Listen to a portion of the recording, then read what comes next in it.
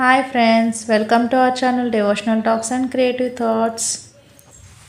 ఈరోజు నేను మీకు ఒక మంచి కథ చెప్తాను.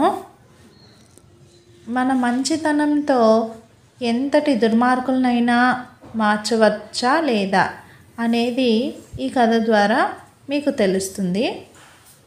సరే, కథలోకి వెళ్ళిపోదాం. మరి రామాపురం అనే ఊరి చివర అడవిలో ఒక దొంగల ముఠా ఉండేదట.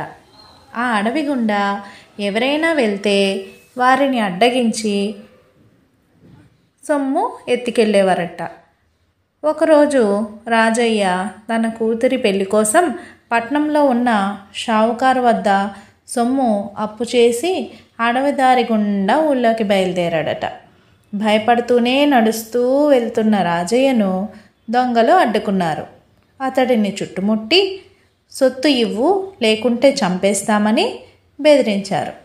వారి మాటలకు భయపడిన రాజయ్య తన వద్ద ఉన్న సొమ్మును వారి ఎదుట పెట్టి, అయ్యా, నా కూతురి పెళ్లి కోసం అప్పు చేసి తీసుకెళ్తున్నాను. దీనిని దోచుకొని ఓ ఆడపిల్ల పెళ్లిని చెడగొట్టేంత దుర్మార్గులు కారని అనుకుంటున్నాను. మీకు ఆడబిడ్డలు ఉండొచ్చు, పోనీ ఈ సొమ్ము తీసుకొని నన్ను కూడా చంపేయండి.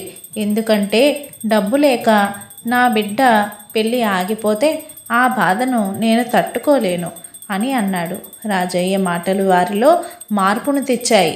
సరే వెళ్ళు, ఒక ఆడబిడ్డ పెళ్ళి చెడగొట్టేంత దుర్మార్గులం కాదు మేము అని వారి వద్ద ఉన్న కొంత డబ్బును కూడా ఇచ్చి, ఇది అన్నల బహుమతి అని చెప్పు, నీ బిడ్డకి ఇవ్వు అని చెప్పి రాజయ్యను విడిచిపెట్టారు.